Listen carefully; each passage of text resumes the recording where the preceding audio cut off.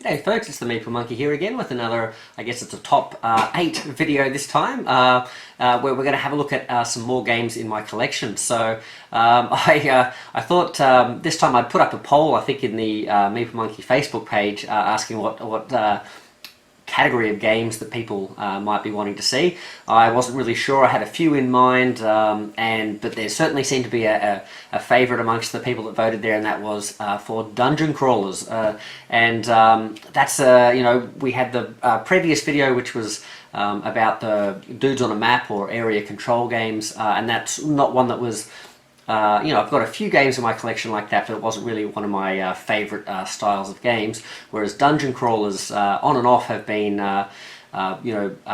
amongst the top sort of rated games for me, and the games I sort of gravitate to. And I think that sort of comes from my background. For years, especially in the early years out of high school, I was working in Games Workshop stores. During high school, I was sort of introduced to the hobby of Warhammer and Warhammer 40,000 through the Games Workshop products there. And so my sort of introduction to board games from that point was I tended to sort of be introduced to games like Hero Quest and that sort of thing as well. Led to me really liking those dungeon crawlers. And if I was going to play a board game, they were really the only ones I'd kind of heard of or thought looked like they would be fun. I'd sort of vaguely, I had some friends that knew of these sort of exotic Euro games and things like this, but they didn't really sort of look like they were of much interest to me. I like the models and the fighting in the dungeons and all that sort of stuff, and it didn't hurt that there were a bunch of games that were dungeon crawlers that sort of had the themes or even the IP of the Warhammer world as well. So that's that bit of a history into why I'm such a big fan of dungeon crawlers. So, and as I've sort of gone through my board gaming hobby, I've sort of gravitated more towards the Euro style of things for quite a while, but kept sort of going back and forth to the dungeon crawlers as well. So played quite a few of them, I guess. Not a terribly huge amount, but certainly played a few different dungeon crawlers, and so I think I've got a pretty good grasp of sort of what's out there. There's been quite a few sort of new ones that I sort of have just missed in the sort of the Kickstarter sort of wave of games that have been coming out, but some of those will certainly show up here too. So yeah, what I've got is a top 8 for you this time, because I didn't quite have enough in my collection to really make it a top 10. I could probably talk about some other games, but since this is really sort of all, it's a bit of a top 5, top 10, that sort of style list, but it's also meant to show off my collection as well. So basically this is just the games that I have in my collection. So talking about something that's maybe honourable mention or sort of just didn't make the cut is a game that I don't have in my collection anymore, and that is Descent. It's probably one of the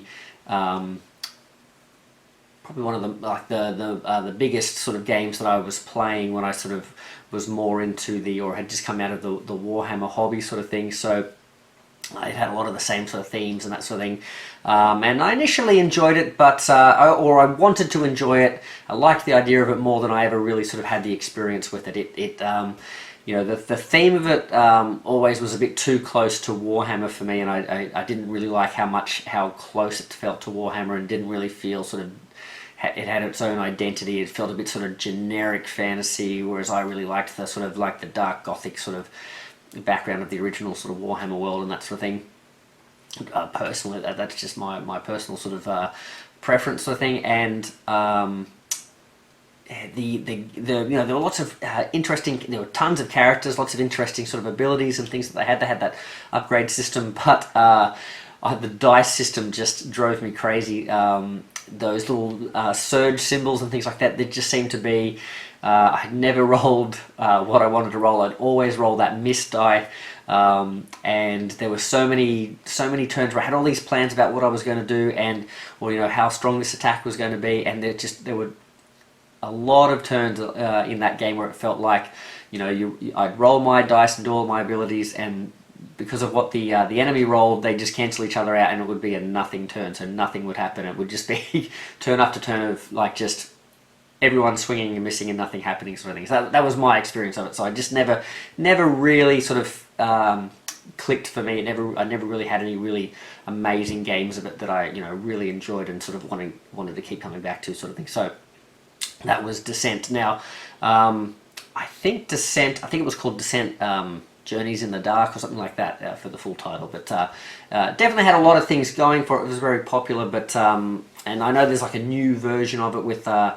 super fancy models and all that sort of stuff, but it just not really for me sort of thing. But yeah, so that's one that just missed the cut. Used to be in my collection, but no longer. But now let's get into the actual top 8, which is the games that I currently have. So coming in at number 8 is a game that really it's in this position because it's a bit of an unknown at the moment. I just haven't played it enough to really give it a proper sort of rating amongst the collection, but at this stage it's just it's going to come in at number 8 just because I can't really compare it to the other games so much yet, and that is going to be upside down. Cthulhu, Death May Die. Hold it that way. There we go. So this is a game that I sort of got into it late. It's got the Cthulhu sort of Lovecraft background, so that's sort of a little bit of a knock against it for me. I don't really dislike that theme, but just it's not really one of my favorite themes, not really one of my go-to ones, sort of thing like that. But I like the idea that I have it as an option in my collection, and it certainly creates a sort of like a fun, action-packed sort of world that you can sort of explore with your models. And if you're wanting a bit of a break from your fantasy or other sort of pretty cliched sort of dungeon crawl sort of tropes, it's a fun one to visit.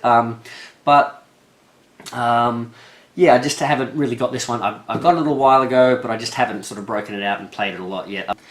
Some of the things I like about it, I like the it seems to have a pretty big range of characters. Although again, they're not really the theme of those characters don't really excite. There's none of them really sort of stand out and really excite me that I'm like, oh yeah, definitely want to use this character or that character. But they have a fun system where I think it's to do with the madness system where you sort of push your luck. I think you get stronger and stronger as you take damage. Your abilities kind of level up and that sort of stuff, but you don't want to get too close because then you'll sort of suffer a madness, and that can really sort of mess you up and that sort of thing as well. So I forget exactly, again I haven't played it a lot, but I forget exactly whether there's like a experience system that sort of builds you up as well as a sort of like a taking damage building you up thing as well, or how they sort of interact. But there's something there where it's not a bad thing to get damaged a little bit, because you can use that to your advantage. But then if you sort of like play with that too much, it's going to come back to bite you, sort of thing. And I like the layout of the missions. I like the little plug and play sort of nature of like the scenarios. You get little envelopes or packets of those. You sort of set up your scenario, and you can sort of bring the different monsters in, and you have a different sort of old one and that sort of thing as well. But on the negative side, I've noticed that there seems to be a sort of like a similar sort of, as much as there's different variety of like scenarios and missions, they all sort of seem to arrive at the same point of like big bad guy appears and you have to fight the big bad guy and defeat it twice. So that's a little bit of a knock against it, because it seems like, okay, the replayability might not be as much as I would like, in terms of lots of different interesting arcs for the games to have. But again, having not played it a lot, and it seems like a big sort of just, get a whole bunch of models together, roll some dice and have some fun sort of thing. Maybe that's not too bad for that experience. You're just going to get a big fun fight at the end all the time, and that's probably a good thing as well. And another thing about the big fun fight is that it does seem, this is sort of like, it could be a positive or a negative, I guess, depending on what you like, but it does seem that the locations, or the area tiles that you sort of walk through seem a little bit sort of small and cramped sometimes for the amount of creatures that can appear in there, and it just seems like it can become very hard to keep track of like who's supposed to be in each room and that sort of thing, because they just sort of, there's so many models and they sort of take up so much room. So that's just another thing as well. So I think that's all I had to say. Yeah, it's a simple system, and yeah, just haven't played it enough to really give it a proper score sort of thing. So it kind of almost sits sort of outside the ranking, but it's I'm going to put it at number 8. But that's the information I know about it, sort of thing, and my experiences I've had with it. So for those of you who haven't maybe tried it out or haven't heard of it, that's it's I would certainly and to be honest, with all of these little reviews, I'd probably go and have a good look at proper reviews and the Board Game Geek site, and check out the ratings for the games and that sort of thing, and the information on the games as well. But Cthulhu Death May Die is my number 8. Alright, so that brings us to number 7, and it's quite a different game as well, and it's an interesting one. I forgot that, I kind of forgot that I had it, because I've got a lot of games. But when I was going through this particular category, I kind of forgot that it would fit in that category, and that is Dice Throne, and in particular Dice Throne Adventures. So this is I guess it's like a standalone expansion. Oh, I actually don't know that I'm not sure if you could call it standalone, because I don't think it actually comes with any heroes. So actually, I think I might be wrong there. I think it's actually sort of an expansion, but I consider it sort of like almost like a separate game system to Dice Throne itself, which is a character battling, like one versus one, or I think team versus team sort of character battles where you take characters, and you almost play like combat Yahtzee with a deck of cards and these dice that you're sort of like battling, and you're trying to take each other's health down, sort of thing.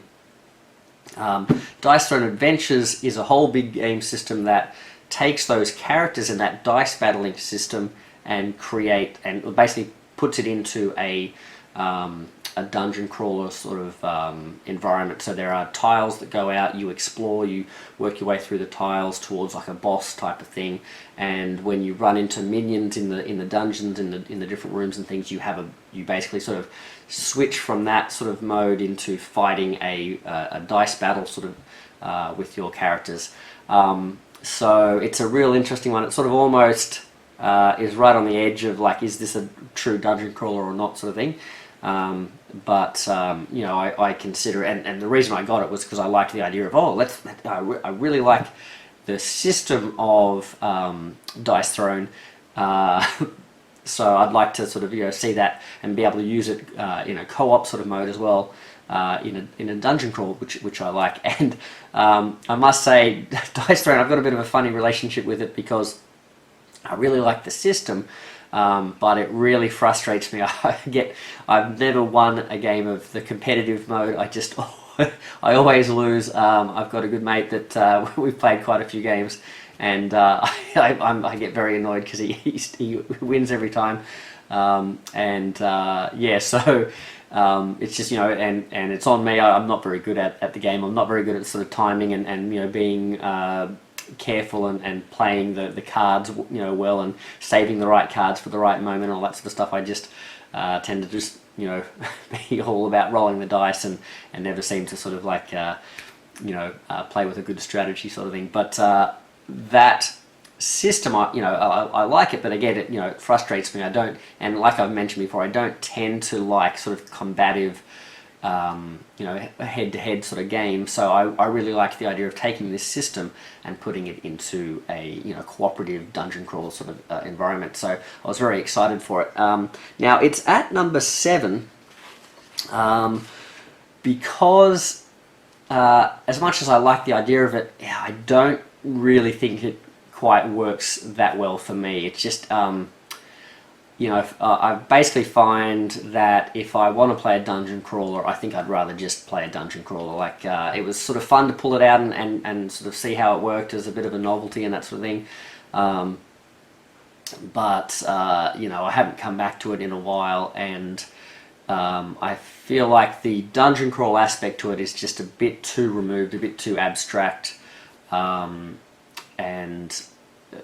so you sort of move around on these very basic sort of rooms that don't really have the art on the because the art in Dice Throne is amazing. Like I really love. I think it's Manny Tremblay, I want to say, is the artist. He does some great work in a range of different games, but the actual design of the board is just these kind of like, as far as I can remember, like there's just not a lot of sort of thematic stuff going on. They're kind of like these bright coloured tiles and things like that. I don't really feel like I'm going through a proper dungeon. I just feel like I'm, you know, going through the mechanics of a dungeon crawl rather than sort of really immersed in that.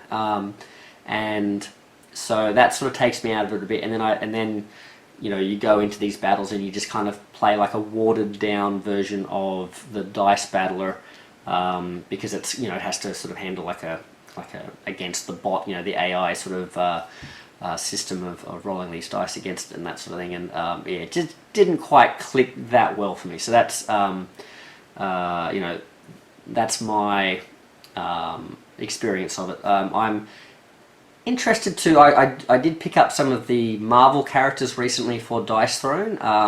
One of the things I think as well is the characters didn't really like. I like the characters in Dice Throne, but I just didn't really sort of feel like they there was much of a cohesive story that was sort of making me feel like I was playing a proper dungeon crawl when using those characters as well.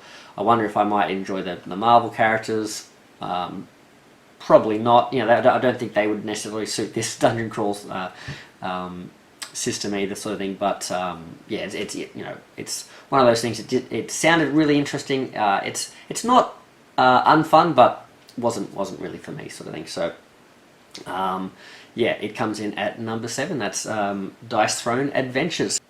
Now that brings us to, I think it's number 6, and it is a game that is quite unique. Again, not as unique in terms of, like, you know, being a dice battler or, you know, a head-to-head battler meshed in with a dungeon crawl. This is actually a proper dungeon crawl, but it goes about it in quite a different way, and that is Okko Chronicles. So I think it's Red Riot. No, Red Joker Games put this one out, and I think they're a French company, if I'm not mistaken. And it is a dungeon crawl that is set in a kind of like a fantasy Japanese, you know, ancient Japanese setting, and based on an actual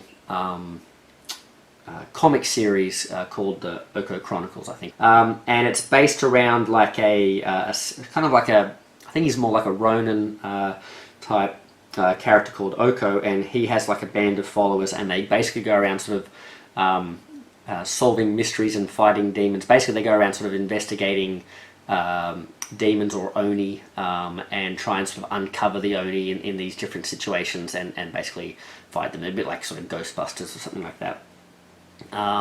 And I really liked, I learned about them through this game. I discovered the game, thought it looked interesting, and picked it up.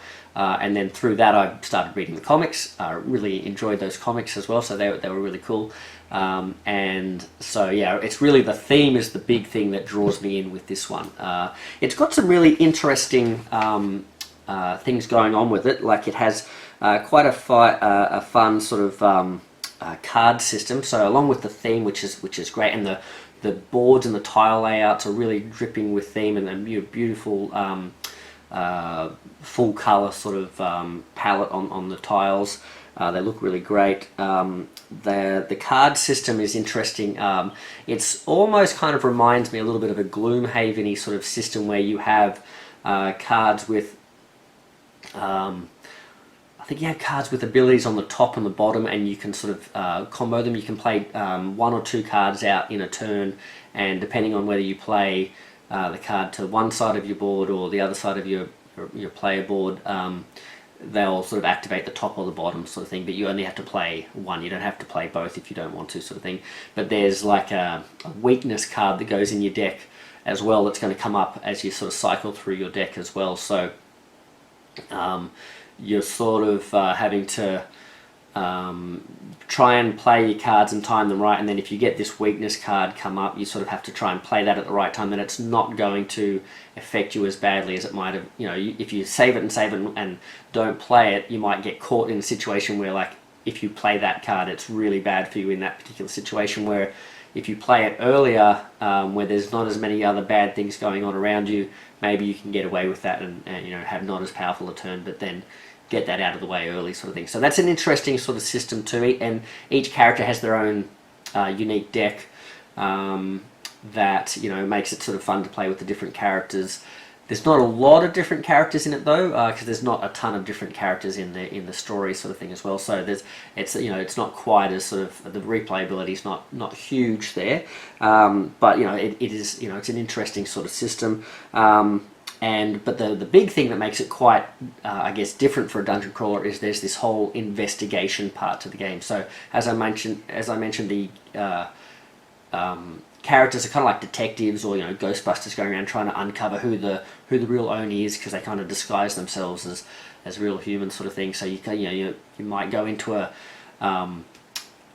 scenario where there's a dinner party or something in a lord's castle or something like that, and you have to sort of go in and try and investigate the different characters and sort of like look for clues, and find out who it is, and then uncover them. And while you're doing that, you're trying to avoid guards and things like that. And as the game progresses, the Oni sort of become more powerful in the background, and they send out more minions, and all of a sudden supernatural creatures start coming out. So it's sort of there's an arc to the game where things sort of ramp up and get out of control.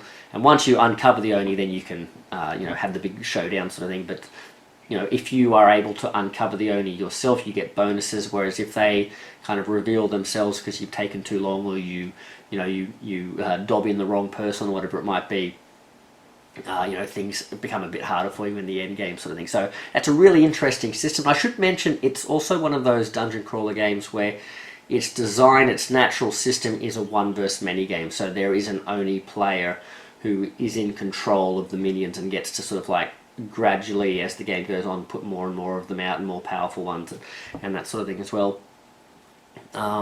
But as I've mentioned, I don't tend to gravitate towards those types of games. So I prefer the cooperative side of things, and so there is a solo mode to this, and I've played it and I enjoy it. However, it does bring me to some of the negatives of this game as well, because there is a reason this game is down at, what did we say, number 6 in the list out of 8 sort of thing. And as much as I love the theme and the story of it, and I like the interesting nature of the sort of investigation phase, and the card system is okay, but the biggest issue with this game is it's just clunky. It's got a lot of interesting ideas, but they don't all fit well together. The rule book is, in my opinion, pretty dire, pretty terrible. Just not very mistakes and questions and all those sort of ambiguities and that sort of thing sort of pop up. I find there's I think a part of the issue is it might be that the language of the authors of the game is their native language is not English, sort of thing, so that there's translation issues and things like that. But just in general, I think there are some. It's just not quite a tight rule book. There's a lot of gaps and things like that as well. If you're prepared to go into Board Game Geek, there's a lot of discussion and this and that, and you can sort of find answers to questions and things like that. But it requires a lot of sort of extra effort to try and sort of really work out exactly what's going on, and that's doubly so if you're playing with the solo mode. There's a lot of ambiguity there with exactly how the solo mode sort of works. It's a bit of a chore. It's a bit sort of unclear and that sort of thing. So if there's plenty of other games out there that play well solo without putting all that extra effort in and that sort of thing. But for me, I enjoy it enough that I sort of can push through that, and I still take it out and play it from time to time, sort of thing. But not super intuitive, and I think I think the card system, as much as I mentioned that, it's not terribly robust. Again, there's not a lot of characters. There's not as big a sort of system as something like Gloomhaven. There's not as many different cards, and the upgrading sort of system of that is not really existent. So you get a similar feel, like a really sort of watered down version of a Gloomhaven type thing, but yeah, it's not something I would say, oh, you definitely need to play this game because of this system sort of thing. It's interesting, but it's not amazing. So that is Okko Chronicles. Lovely, awesome theme. The models, I haven't really mentioned the models in these previous games too. Sorry, let's go. We'll go back. The models in Cthulhu, Death May Die, I think they're Studio McVeigh models. Apologies if I've got that wrong. And you know, a CMON quality product, pretty good. Again, the theme of it, you know, means there's a lot of like just misshapen monsters and that sort of stuff. And for me, that's not the most amazing sort of thing. That I'm like, okay, here's another blob with tentacles, and oh look, I've got another blob with tentacles, and that sort of thing. So. Yeah, so yeah, but they're, for what they are, they're pretty good. Now, Dice Throne Adventures, interesting. They do have some models. They're not, to me, they're not the greatest, but you can get like pre-painted ones, or you could through the Kickstarter. I don't know if they're still available now, but they're not really necessary for this game. There's a bunch of standees. I guess, you know, in most dungeon crawlers you could just use standees and they'd be fine. But yeah, they're not. The miniatures aren't really a major selling point for Dice Throne Adventures. Okko Chronicles, lots of pretty cool big sort of miniatures and that sort of stuff, but the quality isn't, in my opinion, amazing. They're sort of pretty average sort of for a board game level miniatures and that sort of thing. So yeah, so that's Okko Chronicles. That was number 6. Alright, so that brings us to number 5. So, whoopsie daisy, let's bring it over here. So number 5 is a bit of a funny one. So number 5 is basically sort of almost like a category of games, a series of games, and that's going to be New School. I'll call it New School Warhammer Quest. So I mentioned before I'm a ex Games Workshop employee and Warhammer and Warhammer 40,000 fan. I shouldn't say an ex-Warhammer and Warhammer 40,000 fan. I'm still a fan of that world and that system and that sort of thing, sort of. So yeah, so Warhammer Quest, the New School version of them. I think there was a version called Silver Tower. So in the Warhammer Quest line, there was a game called I think Silver Tower. They've had Blackstone Fortress, which is in the Warhammer 40,000 sort of universe, and you basically sort of fighting aliens and monsters and things in space. And there's Cursed City, which is this copy that I have here, which is set in the new sort of Warhammer world, one of the realms, and your sort of medieval-ish sort of heroes and running around fighting monsters and that sort of thing as well. Now, and there's one other one, I just can't remember the name of it. It's similar to, I think, Silver Tower, but I can't remember the name of that one. But I've only got the Cursed City game, but I've played Blackstone Fortress, and to be honest, a lot of my love for this system comes from playing that with a mate of mine, and I probably prefer the Blackstone Fortress edition out of all the different editions that I've played. But yeah, it's an interesting one. It's I had got into board gaming and had basically played a lot more sort of really complex games, and was when I got into Euro games, started getting into more heavy Euro games. So I was becoming more and more used to games with big, robust, intricate game systems and that sort of thing as well.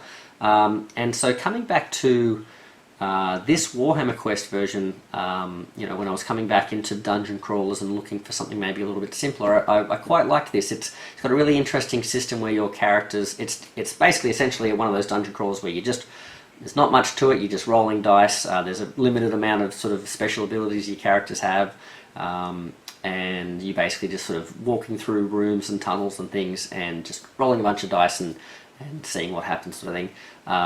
But the dice system is quite interesting because at the beginning of each round you have a pool of dice that you roll for your character, and when you roll those dice, you set those die faces that you've rolled, and you set them in on your player board as your available dice, and they're the strengths of those dice for that round. So then you have the puzzle of, okay, well, this is what I've rolled, what can I do with it? Do I want to send this 6, which is a high number, and do this attack with it, or do I want to spend that 6 as this sort of attack, or do I want to use this as a movement dice, or whatever it might be?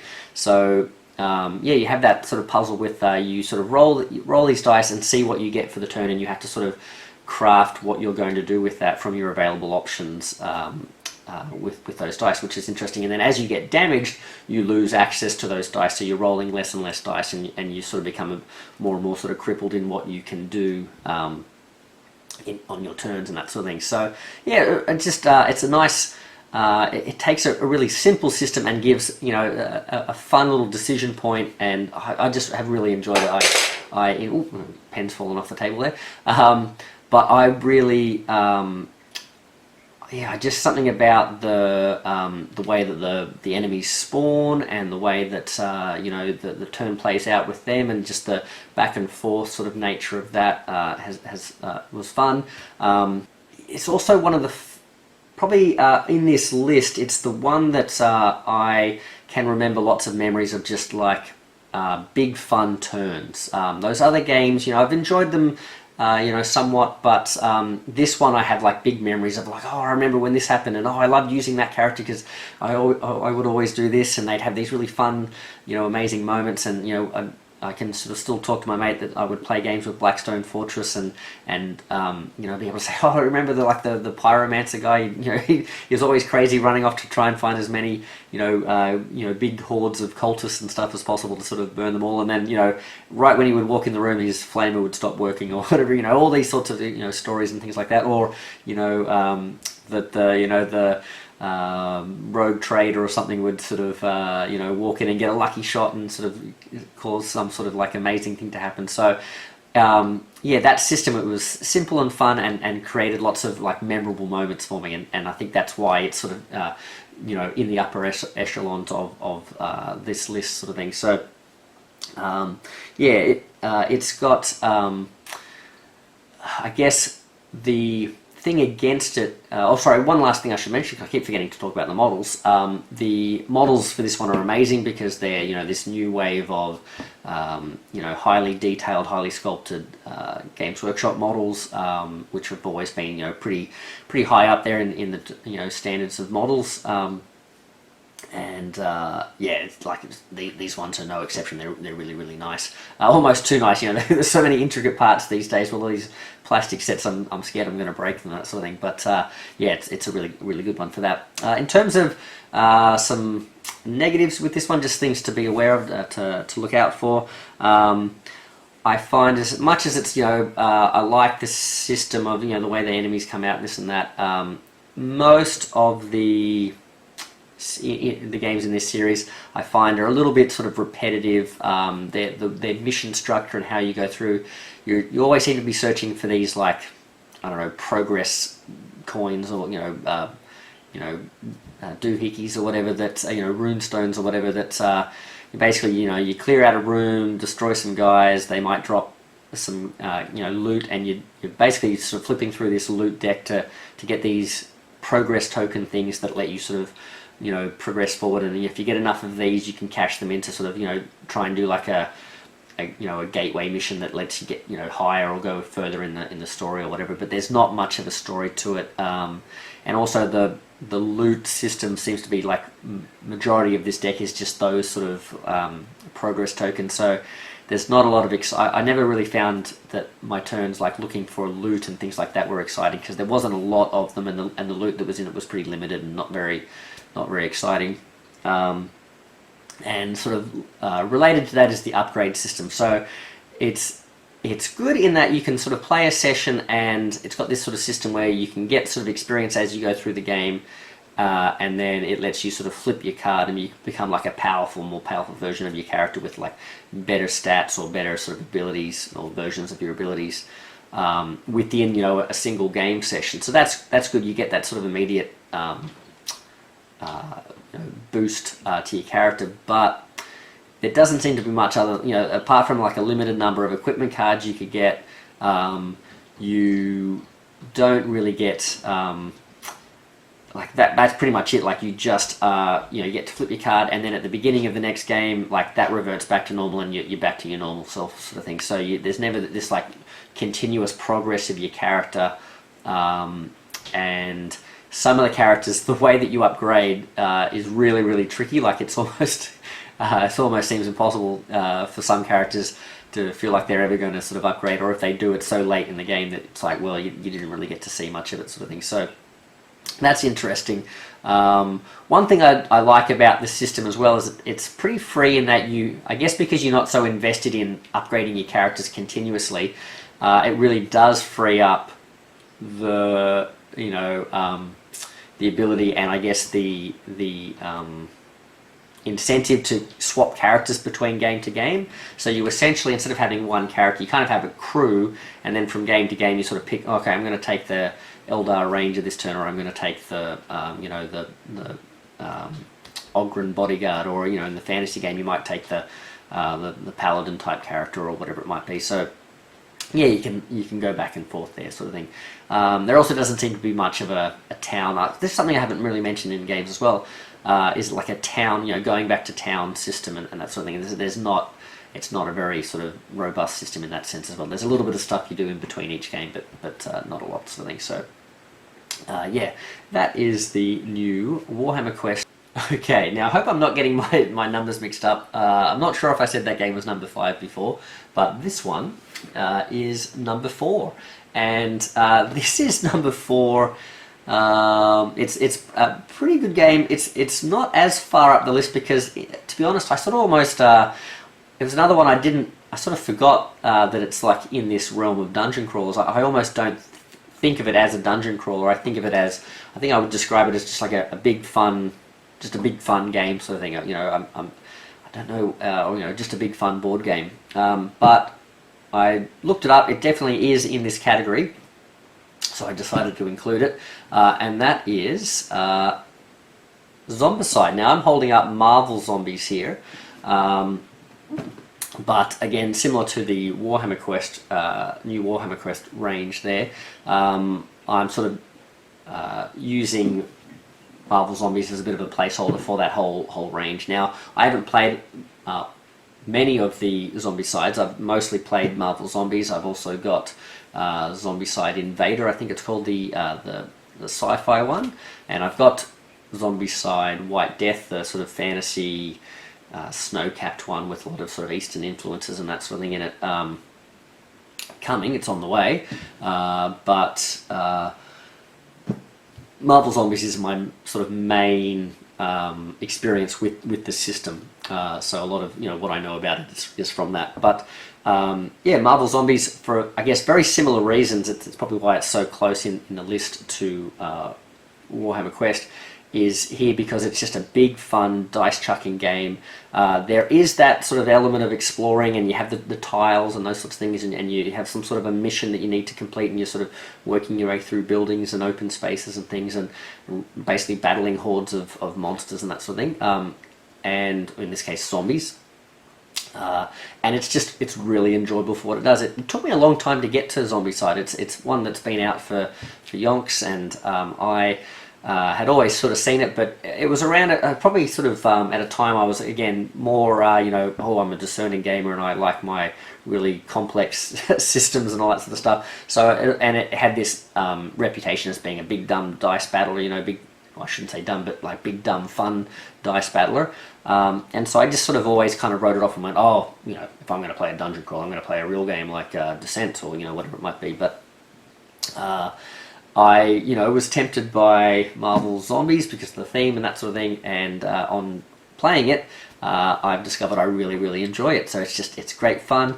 You get a ton of different characters. And in particular, in the Marvel Zombies case, tons of characters I'm really interested to play. Any character that I might randomly draw out, I'm going to want to play because I love all the Marvel heroes, superheroes, whatever they might be, and the characters, and I did pick up the Invader set as well, and I just really like that, aliens and as in Aliens the movie, that sort of whole aesthetic that it's got going on, and Warhammer 40,000, there's a bit of a similarity in theme there and that sort of thing. So I really like that aesthetic, so I sort of enjoy those characters as well.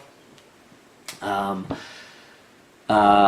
so it's just a lot of fun, and I really like, it's got a good arc to the game as well. You go through and the enemies just keep building up, and every game I play, I just have a lot of fun with it. And I guess I said that a bit of a knock on Cthulhu Death May Die, that I sort of said that I thought it might have a bit of a samey sort of feel each mission, and you could probably say the same thing for Marvel Zombies sort of thing as well, to a degree.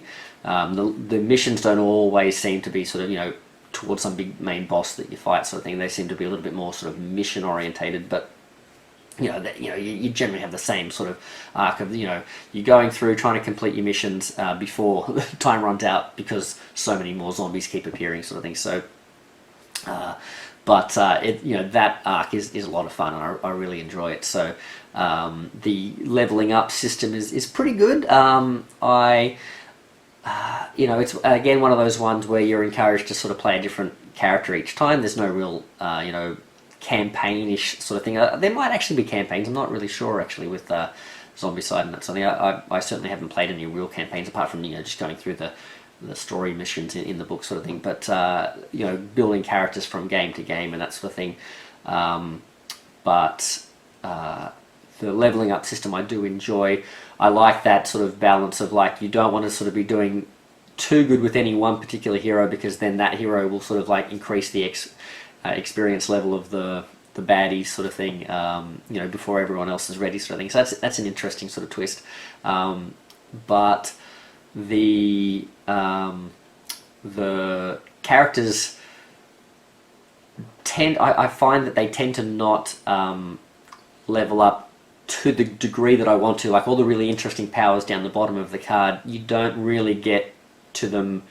A lot of the games I've played, I haven't really got to the bottom level because I've completed the mission before you get to the second last or the last sort of ability, or you get to that ability so late that the game is over, because either you get overwhelmed or you complete the mission sort of thing. So yeah, that's a little bit of a knock on it sort of thing, but in general it's just a lot of fun. I think the only thing is in terms of why some of the other games that we'll probably encounter higher on the list, just because if I'm thinking about dungeon crawls and wanting to have a dungeon crawl experience, this is actually not what I think of. I'd be more inclined to pick something else off the shelf if I want to have a dungeon crawl experience, because this one, I think if I just want to have a big fun battle experience, this is what I'm looking for sort of thing. So Marvel should say Zombicide, or Marvel Zombies, Zombicide Invader, any of those different versions. I think there's a cowboy one as well. Big fun game. I really enjoy it, and the models are amazing. Yeah, models are great. So really fun. Now, I mentioned before that the next few games on the list are ones that I go to if I want a real dungeon crawl experience, and I guess for me this is what has become what I think of when I think of dungeon crawls, is these next games, I guess. So with that, we're getting onto the top 3, I guess. So this is number 3, and holy moly, you can probably guess what game this is by just how much trouble I am having picking it up, but that is whoa, there we go, Gloomhaven. Alright, so jeez, let's put it down. Gloomhaven, great game. I think it was Board Game Geek's game of top game of all time for a long time. I think it was the #1 game on there, and it's one of those things where sometimes that really popular game you think, oh, it can't be that good sort of thing, but I really enjoy it. I think originally I didn't really want to, but having played it, it's just a lot of fun. It's a huge big game, and really the thing about it is it really feels like a true dungeon crawl. It's got all those things that I want from a dungeon crawl. It's got great exploration, fun layouts for the the mission designs are really well laid out. There's tons of missions. You've got that huge book full of probably about 100 missions or whatever it is, and the card system. The way that they take, and this is it's funny because I say this is what I think of when I think of a dungeon crawler, but it's sort of almost like the antithesis of it, in that it's not a big dumb dice rolling sort of game. It's a really clever card battling, or not card battling, but card system game. So in that sense, it's not really what I think of when I think of a dungeon crawler, but it's just such a good system that it's kind of like cemented its place in like, hey, this is what a dungeon crawler can be. It can be a really clever system, that doesn't just rely on dice and that sort of thing. So the card system, it's just so interesting how you use your your characters' individual cards, and how they sort of interact with the monsters, sort of AI cards as well. That system that I sort of mentioned before in the Okko game, this one that and I don't know which game came first. I imagine Gloomhaven did, but this one just does it so much better. It's just such a great system. The way that your card deck kind of is your health as well, that you're sort of like dwindling down, and you got less and less turns worth of recycling and playing with these cards as you go. So as you're spending your cards, you're sort of you've got to be careful with what attacks you use, because the big powerful attacks generally sort of get turfed out of your deck, whereas the less powerful ones kind of keep getting recycled in and that sort of thing. But eventually you're going to sort of run out of time anyway. The scaling and the difficulty of it just seems to be really well tuned. And I should say that, as you probably have seen with my Marvel United games, I like to play on easy mode sort of thing, and so that's an option for me. I can play pretty easily with like in a solo way. I can handle one or two characters pretty well, so I tend to play like 2 heroes as a solo sort of game. But I find that easy to do, and I can play at a difficulty level that I enjoy. That's challenging, but allows me to sort of get through and see the story and that sort of thing as well. All the variety of the different characters, and I won't get into spoilers, but I just love all the different sort of characters and discovering new ones, and what's this character's like gimmick going to be, and this and that, and seeing how their deck works, and getting to play around with that, and then on top of that, like seeing the upgraded cards. So every deck has like a whole set of like sort of better versions of those cards, where you can keep sort of increasing your abilities and that sort of thing, and then you've got, on top of that, you've got that really interesting system where you can enhance your cards by putting sort of permanent stickers on your cards to sort of make those abilities better, so you can tailor those. And then if you come back to that character, or that character type later on, that deck is always going to be improved as well. Just a great system. It's got a really good town system. I really enjoy it. It's got a really robust town system where you have things can happen to you on the way to the dungeon, on the way back. You have things can happen to you in the town, and they have effects that can affect the actual dungeon play that you're having as well. Plus your characters truly sort of advance and become more powerful over time, so your game levels up and the dungeons become more difficult, and the characters in there become really interesting, and there's lots of side quests and all that sort of stuff. So it's got that real big open world feel of a big dungeon crawl sort of campaign adventure sort of thing, and you can really sink your teeth into a character and spend your time with them as well. So that I really enjoy that. But it's I should say the other thing I like about it is that because of the way the characters level up and you get to a certain point, it kind of so far has felt like pretty natural, where I've got a character to a pretty powerful ability level. I've felt like I've got to use that ability level enough that I'm sort of satisfied. I haven't just finally got powerful enough, and then I don't get to play with this character anymore. I'm able to sort of play with these characters and work on these little personal quest modes that sort of let me then retire that character and then dive into a whole new character. But I feel like I get enough time with each character that I get to level up and enjoy that experience, but then I don't get stuck with the character forever. That I'm like, oh, this is really fun, but like I want to see all these other characters in the box. I feel like there's enough chance to sort of see that as well. So Yeah, great game, Gloomhaven. So, but we should talk about some of the things that make it not number one, I guess. And of course, all of my reasonings and things are probably pretty subjective and like not what's the word.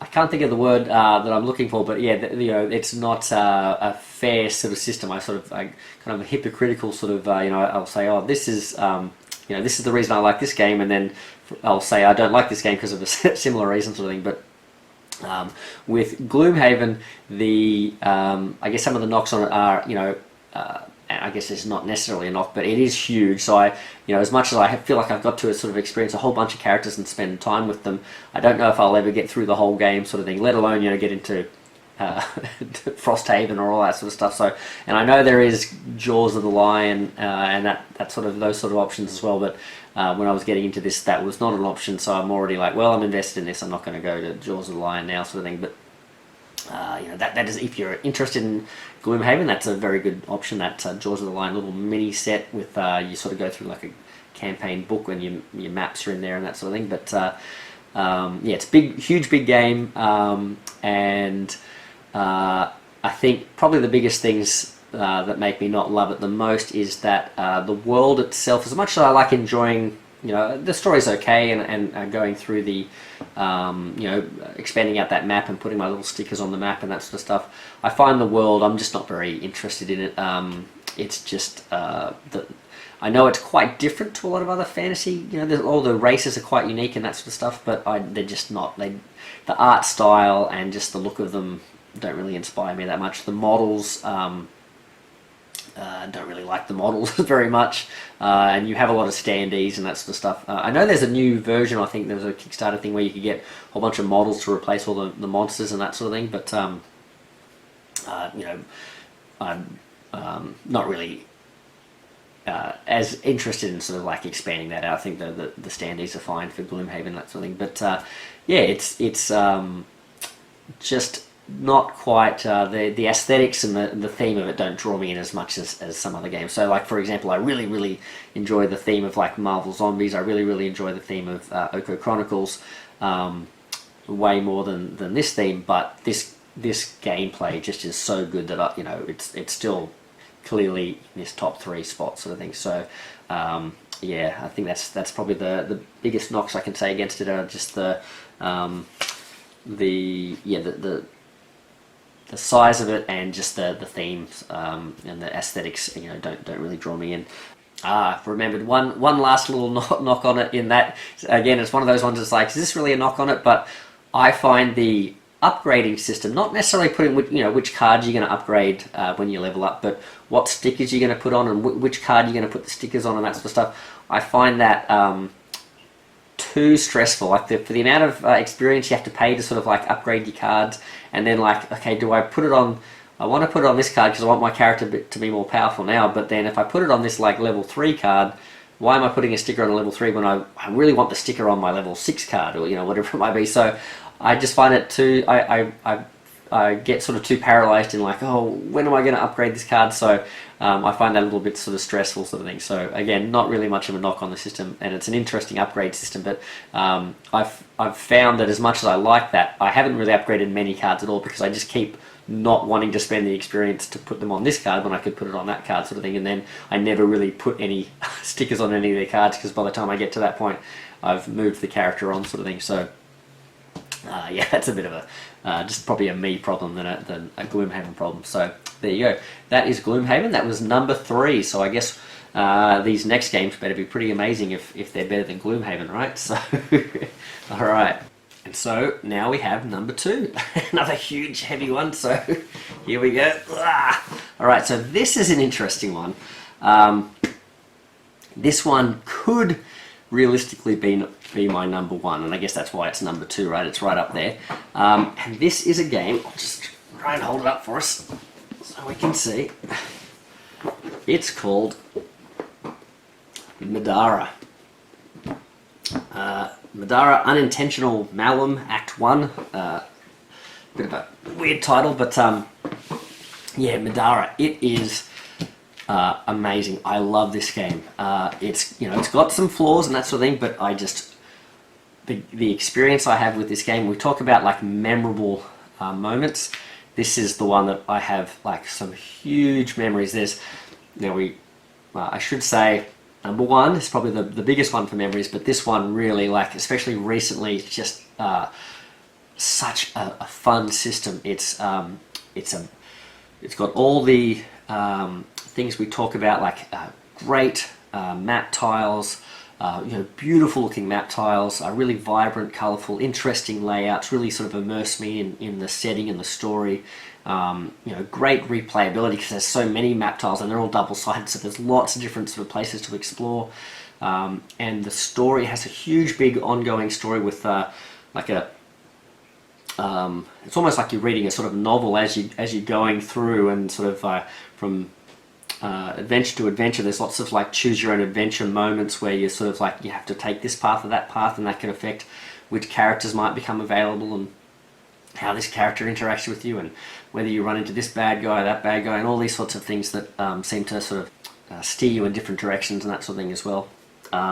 It's a great story. I'll come back to the story down the track sort of thing, but then just the gameplay system itself, the characters, there's not a lot of them, or at least to start with, but the characters just have, and it's funny, they don't have a lot of differences, I guess, to begin with. Like their base sort of stats and their base abilities don't really set them apart, but they do tend to, when you begin the game, they sort of come with these like sets of equipment that sort of like give them a bit of a theme and a character, and those just those little ones at the start give such interesting sort of abilities and sort of paths that you can take the character down and specialize.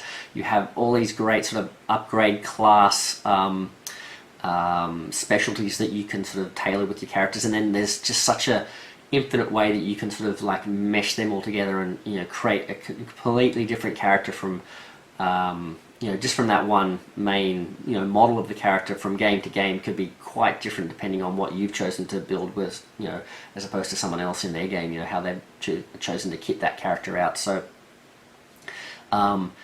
and it's just a really great system. The dice system with all these different levels of dice, the sort of dice mitigation sort of system with how you use those, the way the dice system interacts with your equipment cards, and then interacts with the basic sort of action structure of the game, and interacts with your class abilities and that sort of thing. Just create all these great potential combos that you can do on your turn, and it's those combos that just create these amazing moments, like these clever ways you can sort of go through your turn and deal with the puzzle of all the monsters that have come out, in addition to the way that the actual scenery and the way you sort of, you can interact with the environment and push monsters into pits, and have monsters sort of like with the AI sort of come to you and have to sort of cross dangerous terrain, and you can use the forests and bushes and things to your advantage to hide in or take cover and those sorts of things, and just all the interesting like the actual like ability systems, the class systems, the equipment, the way that they all interact, and the powers that you can trigger off them, and the way that you can sort of combo them together with the different dice that you're using, the different levels of dice, and specialize in this type and that type. Just a really fun. I've just had so many amazing moments with this game, and I've played it with a good mate of mine. I've played it solo. It's always great fun. You can you have these moments where you can sort of do, you can tumble into a room, like do a commando roll, come up, blast, some bad guy point blank in the face with two crossbow pistols, and then dive out of the way, and then have that combo with someone else come in and then shove the character who's been stunned or something by that attack into like a pit, and all these really sort of it just creates so many vivid moments in my mind. I can really picture what's happening more than any other game I think I've ever played. Any other dungeon crawler, that's for sure. Just amazingly sort of vivid actions, and the way that the actions themselves are described, or the names of the cards and stuff, just create these different combos in my mind as I'm playing the game. It's just a lot of fun. So Yeah, I just love it, and it's such a big, bold, vibrant world. The characters and the character design, the monster design, and all that sort of stuff just create this really interesting world that like lends itself to all these big action moments as well. It doesn't hurt that the storyline is written in a, it's not. I wouldn't say it's a very maturely written. Story or world sort of thing. It's kind of, a big action movie type, simplistic sort of plot lines and this and that, but interesting, and interesting choices and things like that. But it's a bit sort of it's a bit, a bit silly sort of thing, but it just lends itself to that. So so many big high five moments and that sort of thing. Just it's a great game. So I really enjoy it. And like I was talking about Descent, it has all these different abilities and combos and things you can do in that game.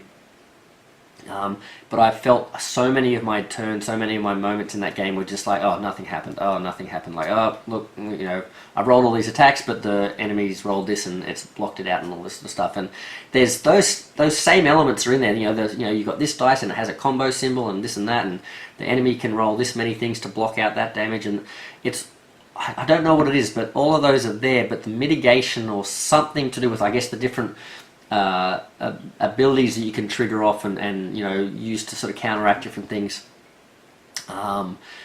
mean that so many more times when I'm playing Middara, big things do happen. Whether it's like a terrible thing that happens to you because the bad guys do something, or whether you do something amazing, and that sort of thing really seem to happen way more often. And every turn I'm always looking forward to seeing something exciting happen and that sort of thing. So yeah, great game. Now we sort of mentioned that the story isn't like, the story is big and it's bold and it sort of lends itself, but it's not. It's a bit sort of silly. It's very sort of almost like young adult sort of fictiony sort of feel to, in my sort of experience of it. But also it's got this almost not safe for work sort of aesthetic to it, sort of thing. Lots of scantily clad sort of characters and this and that. Interestingly, isn't really called out in the story. The story doesn't really sort of talk much about or delve into like the aesthetic of the world sort of thing. But yeah, there's certainly, for my taste at least, it's a bit sort of like on the nose. It's a bit sort of like all this sort of like not very fully dressed characters and stuff sort of walking around and that sort of thing.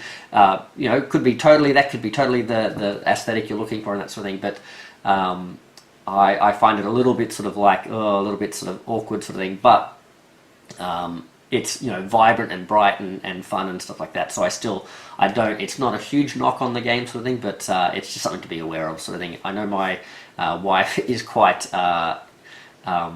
against the the aesthetic of the game and doesn't like it. So it's certainly not for everyone sort of thing. So that's the aesthetic. What are some other things I've said here? Oh yeah. Now as much as I love the big dice system and the combat system, the combo system, that sort of thing, it is a little bit complicated. It's not just a simple dice chucker. There's a lot. You have to sort of really know your combos well and remember what your characters can do with the 15 different equipment and power up cards and all the different things you've got.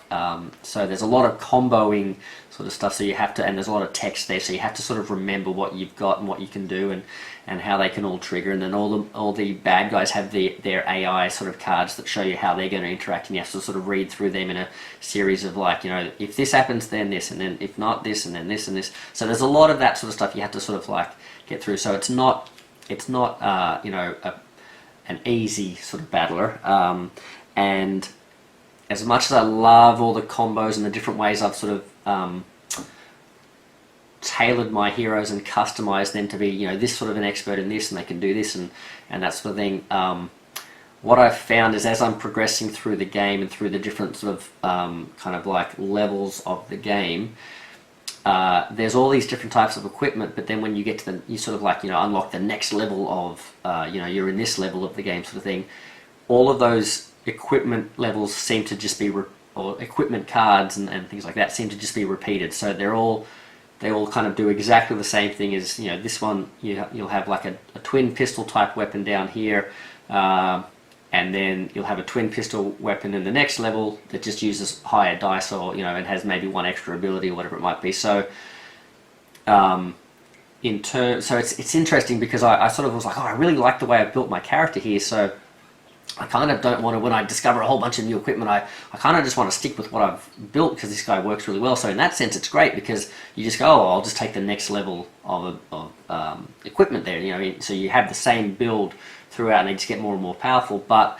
if you want the ability to sort of like pivot and turn and change the way your character works as you level up, the equipment seems to sort of there's not as much variety as it seems. It's like, we've got a whole new world of equipment when we get to this level, but it's all pretty much the same equipment, just a little bit beefed up sort of thing. But in terms of the, I guess, what do you call them, like the skills and all those sorts of things, they really do seem to be quite different as you go up. So that's where I think you can make your character sort of radically different, or pivot and turn, as you're leveling up. But the equipment kind of stays the same as you go. So that's the other thing I would say, is just not quite as like the replayability is maybe not quite as big as it could be in that sense, but who knows. There's also some more almost like entire sets of Middara apparently coming out. Who knows when they'll eventually get made, but they might introduce like whole new sort of character types and skill types and things like that. I don't know. So that if you're looking for like complete replayability, there's always maybe that possibility down the track. But I can't speak highly enough of how fun Middara has been for me. I just love it. Love the experience. It's been hugely fun. So great game. Which brings us to the final game, and it is it's a bit of a cheat, really. But hey, it's my list. I can do what I want. It is something that I do sort of own, so it's on my list because it's part of my collection, and that's the point of these lists, is to show off the collection, but also sort of like kind of rank things and that sort of thing as well. But this one really holds this spot. I haven't played it in ages, and a lot of it is coming in from nostalgia value. You might sort of have a bit of an idea what it might be based on the fact that I've put in new school Warhammer Quest as one of my levels, but I haven't mentioned old school Warhammer Quest, the original Warhammer Quest, and that is my number 1. So yes, so now I only really have, like, I've got a couple of the rule books, and so this is what I've got. I sort of found this when I went sort of looking for what I have left of it. I think I have some of the tiles and things like that, but I really don't have much of anything else. I don't have all the models, I don't have the box set, don't have any of that sort of stuff. So, but it's left such an indelible sort of mark on my experience as a gamer, and a war gamer, and a board gamer, and that sort of thing. So, in terms of my favourite dungeon crawl, nothing has topped original Warhammer Quest for me. There's that sort of famous sort of meme, or that the YouTube video about, the best thing about Hero Quest, and I agree with a lot of the assertions in that video, especially the dwarf, and the tiny furniture. But to me, the best thing about Hero Quest is, I think, without Hero Quest we wouldn't have Warhammer Quest. I think it's, it seems like it's led to a Warhammer Quest, right? So Warhammer Quest, I loved this game. I loved it back when I was playing it as a kid, or a high schooler, when I was getting into Warhammer, and I loved it ever since. My greatest memories of any dungeon crawl when I played through a whole campaign over a year or whatever with a good mate of mine. We'd get together after work, and we'd always say, okay, we'll play a game tonight, but we'll start like at this time, so we don't end up playing too long. And without fail, we would always be finishing at like 4 o'clock in the morning, and like having to stumble to work the next day, sort of thing. And then do it a couple of nights later, sort of thing, over and over and over again, just Warhammer Quest, Warhammer Quest, Warhammer Quest. We just loved it, and lots of great characters in it. The original, classic characters, the barbarian, the elf, the dwarf, the wizard. Great characters in that game, but I loved all the characters that would come through the supplemental magazine of White Dwarf and different places. I think you could buy some in the Games Workshop stores. And I've always been a massive fan of the Empire. This is why I don't know if I mentioned how much I did not like new Warhammer, like the new Age of Sigmar stuff. As much as I love the Empire and I loved Sigmar, I hated that they destroyed the Warhammer world, and I know they've brought it back apparently, but that just was such a kick in the guts to me, that had just sort of like almost like grown up with Warhammer, grown up loving the Empire. Just was so invested in the history and the ethos and that world and all the politics of the Empire, and I loved all the characters and the different provinces, and I loved the old world and where that Empire fit in with the old world, and I loved how it was like this gothic sort of fantasy sort of world, not quite medieval, a little bit later than that medieval period with all the sort of gunpowder technology and that sort of thing. Love that world, and when they just sort of like wrote it out of history and went, no, we're turfing this whole thing and we're going to replace it with essentially Space Marines, I hated it. So apologies, that's my opinion. I know it probably makes me an old cranky guy, but yeah, so for me, as much as I was pleasantly surprised by how fun that new Warhammer Quest system is set in that new world, and I can acknowledge that it's a fun system, the being able to play in the original old school world, just how fun that was. I've never had, apart from Middara probably knocking on the door there, never had so much fun playing just a dungeon crawl, and it is what my experiences playing Warhammer Quest are what has made all those other games have to reach such a high standard. It's just so much. It was so much fun, and again, I'm probably looking through rose tinted glasses, and it's probably a very dated system, and there's better systems, but it's a fun dice battler. You had the leveling up was great. You had you could really take your character and get better and better. There was a huge big list of random items that you could get, like you'd roll a D100 or something like that, and you'd get all sorts of things. You could get things from little crossbow to the hammer of Sigmar. It was so just such fun. And taking when I played with my mate, we would take I had a warrior priest of Sigmar, and he had a wizard, and I loved that the odd couple thing dynamic we had. We didn't have a barbarian, we didn't have a dwarf, we didn't have an elf ranger, we just had the priest and the wizard, and together those two characters rose from like probably smaller side. I should say that the one thing about Warhammer Quest back in the day, I remember, is that it would always be quite hard to actually start a campaign, because it was pretty hard. Like you would start off and everyone would probably die in the first mission, and then okay, start again, try and get them up and running. But if you could get your characters up and running, then they'd start progressing and leveling up, and you'd go from there. And I think we maybe even played with the rule that we always got one mulligan per game, I think, as well, if you ever had like a really terrible turn sort of thing. But we took these characters, and we built up their equipment, built up their stats. We kept a record of all the characters they'd killed, we had a little tally marks and things like that. So we built these stories around these characters and played for the whole year sort of thing. And boy, oh boy, it was good fun.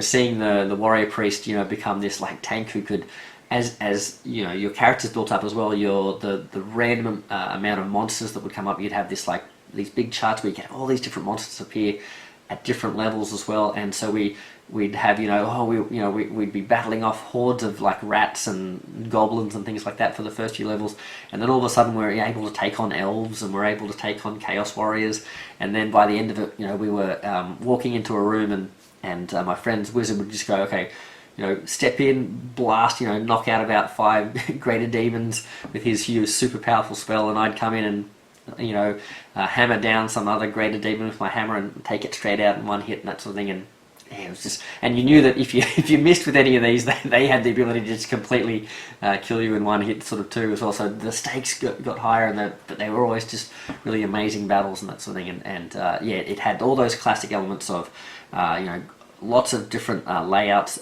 It was one of those games where you sort of didn't know. Or you could play missions where there was a set sort of dungeon, I believe, but you could also play it with with this deck of cards, so the dungeon would always sort of like appear randomly, sort of thing, and you had that true sort of exploration feel. You would then be able to go back to town, have adventures on the way back to town, on the way to the dungeon, a big robust sort of system in town, and it was that town system that sort of like really set the bar for me with how a dungeon crawl's town system should go as well. And you could have all these different stories happening from what was going on in town as well, and that's why I quite appreciate Gloomhaven. I feel it has a similar sort of thing. I think going back to Middara doesn't really have that town system as much, but I appreciate the big story that you read through with the choose your own adventure, which sort of like almost acts in place of that sort of thing. So you still feel like there's this connecting story, whereas with the town system, these sort of randomly generated town system sort of things that you have in, for example, Warhammer Quest, you kind of have to sort of make your own story with whatever randomly happens, sort of thing. But there was so much different stuff that could happen. You could always create some sort of fun story there as well. So yeah, great leveling up system. Great leveling up monster system, all that sort of stuff. It didn't really have as many sort of class sort of combos and things like that. You did have this sort of list of different upgrades and abilities each character could get as well. But I think it was really the equipment and that sort of stuff that you could get was a lot of fun too. There was such variety in that you could get as well. So yeah, really fun system, and yeah, I have so many great memories of the times playing that, especially this campaign that I went through with a mate of mine, and yeah, we really loved that. those two guys. I think we destroyed every monster and demon in that world, because by the end of it we were so powerful.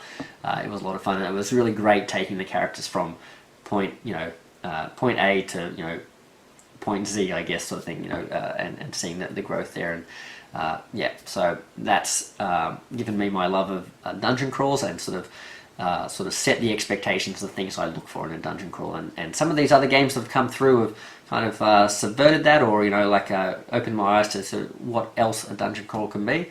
But I'll always go back to Warhammer Quest as like, that's the best, that is the dungeon crawl for me, sort of thing. And as much as I'm saying, I wonder if that's rose tinted glasses and that sort of thing, a while back they released a version of it on like an app, like a iPad, and you can get it on your iPad and that sort of thing, and that version of it and playing it sort of reminded me, yeah, this still, like the gameplay in this, because it was pretty much a direct port sort of into like a digital version. It just reminded me how just simple and fun and great, and how awesome the leveling up system was in that, and just how you could just go from game to game to game and just keep having more and more fun with it. So yeah, great game, Warhammer Quest, the old school Warhammer Quest. I don't know, it's a bit hard if you're like, oh, that sounds like a great game, where can I get it? I don't know how available, where you could get it, sort of thing, whether you can get online versions or anything like that, but it was amazing, and I am very, very happy to have had that experience. So yeah, that is the Meeple Monkeys top 8 dungeon crawling games. I hope that hasn't been too rambly. I hope I haven't used the same words over and over too much. I think I sort of run out of my vocabulary going through some of these videos, trying to come up with new ways to describe things. But yeah, hopefully you guys have enjoyed that, and got a bit of an insight into more of where my gaming journey has come from, and where it is right now. And yeah, I'm looking forward to down the track doing another one of these videos, picking a new sort of category of game as well. So if you have any suggestions, if there's anything you'd like to know more about, in my collection, feel free to leave a suggestion with what you'd like to see. In terms of dungeon crawls, absolutely let me know what dungeon crawls you've played, what you like, which of these games have you played, which ones do you agree with being on the list, which ones I guess they're all on the list because they're in my collection, but do you agree with where they are? What is a game that you've played that I haven't mentioned here that I should maybe check out down the track. There's lots that have come out recently in different Kickstarters and that sort of thing as well, so I'm sure there's lots out there. But yeah, love to just whatever discussion this starts, happy to hear it, sort of thing. So anyway, well, thank you very much, guys. I hope that's been fun, and keep an eye out for more Marvel United content, DC United content. I think we're going to have a video soon with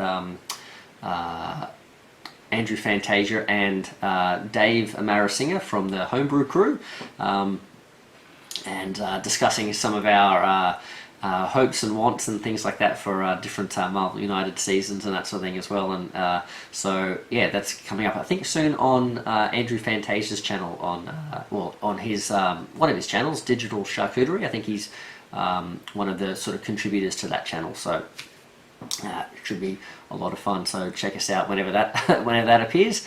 And yeah, I'll catch you down the trail. And yeah, looking forward to lots more gaming and all sorts of fun. So but thank you very much, and we'll catch you on the next one. Meeple Monkey out. See ya.